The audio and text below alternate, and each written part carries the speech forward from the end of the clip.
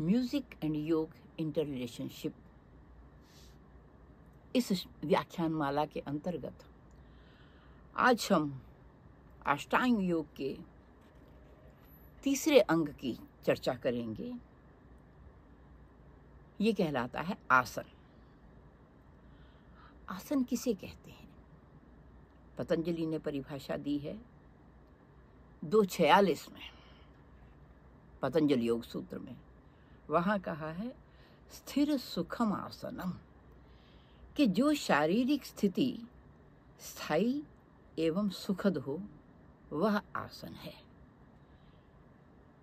मतलब कि ऐसी शरीर का पोज, ऐसी शरीर की स्थिति जो कि स्थायी, जिसमें ज़्यादा देर तक रहा जा सके और सुखद हो, सुख देने वाली हो, वही आसन है। तो यूं तो आसन बहुत हैं। नादबिंदु उपनिषद में आसनों की संख्या पे सवाल उठाया।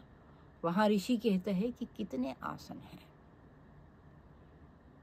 तो उसके जवाब में बताया गया है कि असंख्य आसन है। आसन कोई एक नहीं है, असंख्य आसन है। अब उदाहरण के लिए कहा है कि संसार में जितने भी जीव हैं उतने आसन हैं।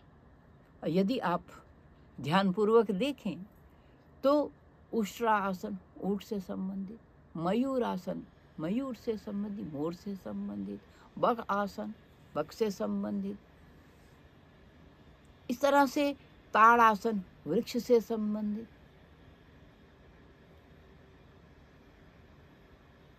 मंडूक आसन मेढक से संबंधित, गरुड़ आसन गरुड़ पक्षी से संबंधित, सर्प आसन सर्प से संबंधित। तो इस तरह नाना जीव जैसे हैं। तो कहते जितनी संसार में जीवों की प्रजातियां हैं उतने आसन हैं। तो कहते अगर इसकी संख्या को कोई जानता है तो कौन जान सकता है? जो आसनों में सिद्ध भगवान शिव हैं, वही जानते हैं कि कितने आसन हैं। लेकिन जिन आसनों का संगीत में और योग के ध्यान में प्रयोग होता है, प्राणायाम में प्रयोग होता है, वो आसन 4 आसन कहे गए हैं। उसमें पद्म, सिद्ध, भद्र और वीर या सिंहासन, ये 4 आसन जो हैं, पद्म आसन जिसको हम लोटस पोज कहते हैं, आमतौर पे योगी इसी में ध्यान करते हैं और गायक लोग इसमें गान करते हैं। सिद्धासन या सुखासन कहलाता है। भद्रासन आलसी पालथी में बैठना, जिसको चौकड़ी लगा करके कहते हैं। वीरासन घुटनों को मोड़ करके जो बैठा जाता है वो वीरासन कहलाता है। यदि हम कुछ चित्रों को देखें, मुगल कालीन या आज भी इसका प्रयोग होता है, वो तानपुरा लेकर के वीरासन में गायक गाया करते हैं। तो ये आसन गाने वालों के लिए बहुत ही उत्तम आसन कहलाता है, वीरासन। तो इस तरह से योग की मुद्राओं में, योग में मुख्य रूप से है प्राणायाम। तो पहले यम होगा, कुछ नियमों का पालन नित्यपति करने पर जब हम किसी एक अवस्था में स्थिर हो जाते हैं, जब अपने शरीर को किसी एक अवस्था में स्थिर करते हैं, तो वो कहलाता है आसन। आसन अस्म होता है बैठना। तो आस जिस स्थिति में बैठा जाए, जिस स्थिति में सुखपूर्वक देर तक बैठा जा सकता है। गरुड़ आसन पुराने मुनि जो हठ योग करते थे तो वो इस तरह के आसन करते थे, लेकिन वो प्राणायाम के लिए नहीं है और वो आसन जो है वो कैवल्य प्राप्ति के लिए नहीं है, वो कुंडलनी जागृत करने के लिए नहीं है। तो कुंडलनी जहाँ जागृत होती है, चाहे वो आहतनाद के द्वारा हो, चाहे वो अनाहतनाद जिसे योगी ध्यान करते हैं, चाहे वो उसके द्वारा हो, इन दोनों के लिए रीढ़ की हड्डी जो है वो सीधा होना चाहिए। तो तीनों कहलाती हैं, 3 नाड़ियाँ कहलाती हैं, इरा, पिंगला और सुषुम्ना।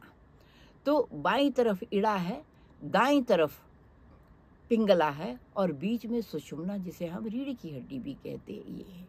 तो ये जब तक सीधी होगी, ऐसा आसन जो है वो प्राणायाम के लिए भी आवश्यक है, क्योंकि प्राण को खींचा कैसे जाता है, प्राण को जो कुंडलिनी है, जिसको सर्पाकार कहते हैं, कुंडलिनी 3.5 हाथ की, वो स्वाधिष्ठान चक्र में रहती है, मूल में रहती है, और उसका जब ऊपर की तरफ उसको खींचा जाता है कमलनाल की तरह, तो उसके लिए आसन कौन सा होना चाहिए। तो इसलिए कहा है कि योग के लिए, प्राणायाम के लिए और इसके ध्यान के लिए ये मुख्य रूप से 4 ही आसन है। ये नाद बिंदु में भी कहे गए हैं, नाद बिंदु उपनिषद में, और ये ध्यान बिंदु उपनिषद में भी कहे हैं, जहाँ ये कहा गया है कि अगर ध्यान के साथ किसी चीज़ को प्राप्त करना है, किस पॉइंट पे ध्यान लगाना है, ओंकार की किस मात्रा पे ध्यान लगाना है, तो उसके लिए सबसे पहले क्या होना चाहिए, उसके सबसे पहले उसका आसन उचित होना चाहिए। तो आसन का संगीत में, आसन का योग में, आसन का मुद्रा में और आसन का प्राणायाम में, ध्यान में अत्यधिक महत्व है। इसलिए ये जो योग का ये तीसरा अंग जो है, ये अत्यंत महत्वपूर्ण है। यहीं से आगे जो है वो उत्तरोत्तर हमें विकास होता हुआ दिखाई देता है कि कैसे शरीर के धरातल से उठ करके इंद्रियों का निग्रह करके, इंद्रियों का यमन करते हुए, नित्य प्रति का शौच आदि नियमों का पालन करते हुए आसन की स्थिति में जब आप आते हैं, तब आगे योग के अगले चरण की तरफ हम उन्मुख होते हैं।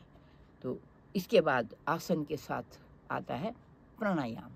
तो प्राणायाम नामक अंग, इसकी हम चर्चा अगले वीडियो में करेंगे। धन्यवाद।